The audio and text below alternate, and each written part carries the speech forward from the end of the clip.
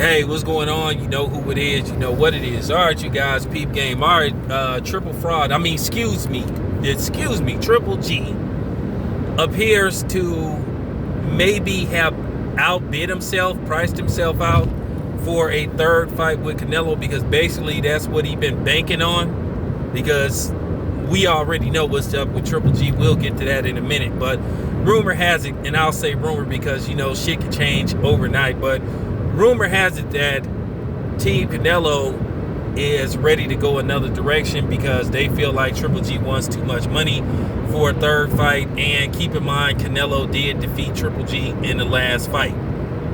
Now, my thing is, this is just fact. Nobody wants to listen. I keep trying to tell you, people ain't trying to pay no extreme salaries right now for no fights. I keep telling you, everybody is going to have to take somewhat of a pay cut. And that's just the bottom line. Because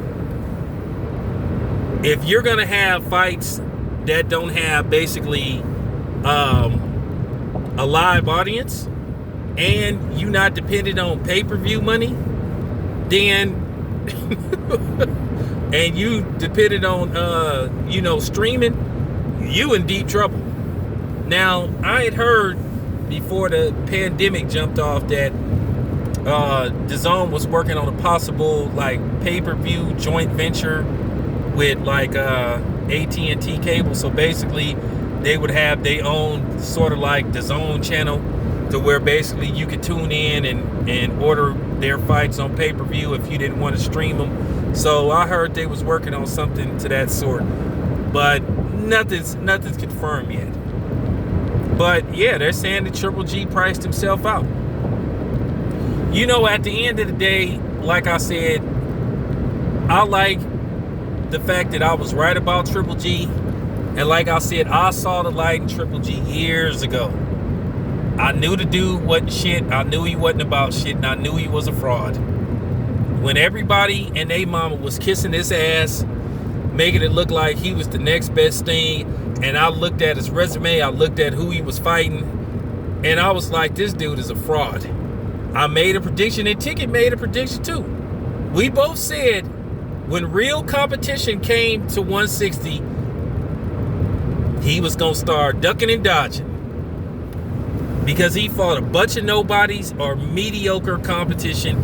His best fight was against Daniel Jacobs, and that's a fight that a lot of people thought he didn't win, or he barely won. So at the end of the day, well, let's just keep it 100. And they damn near had to twist his arm to get him to fight Daniel Jacobs. And then he ducked Derby and Chaco, and then when he fought Derby and Chaco, he got his ass beat. Derby and Chaco clearly beat Triple G. Robbery. Flat out robbery. But, you know, it is what it is. And then, then he had the two fights with Canelo. So, at the end of the day, I thought Canelo won both of the fights. But here he is, 160. Refuses to fight anybody of significance. People that then came up weight classes, he refuses to fight them. Won't fight Charlo.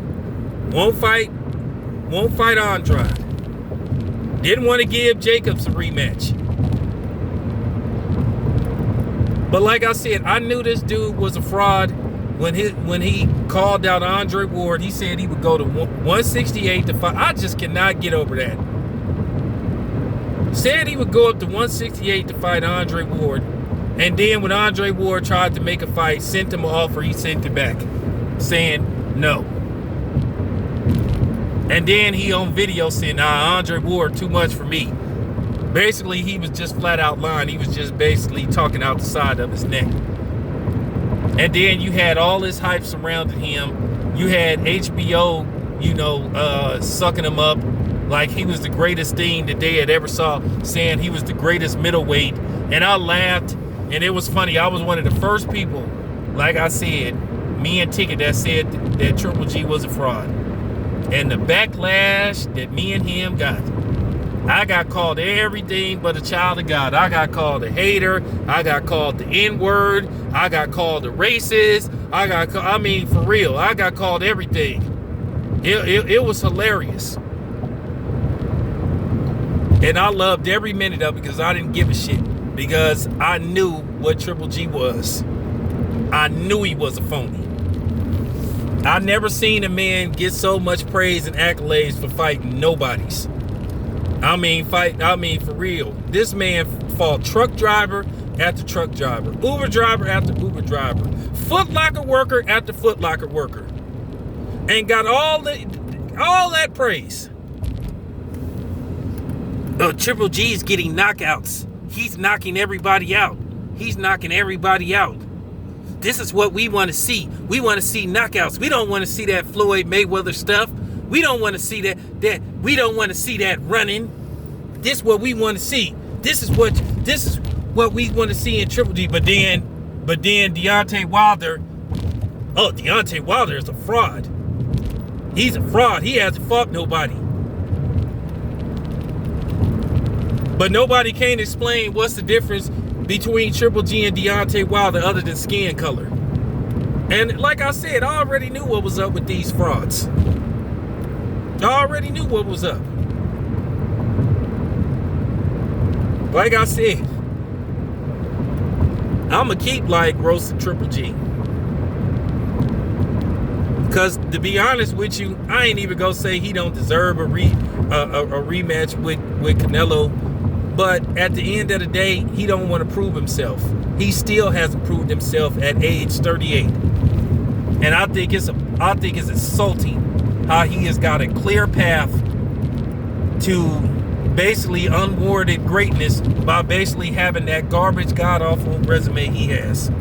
But anyway, it is what it is. This your boy Town Biz. I'm out.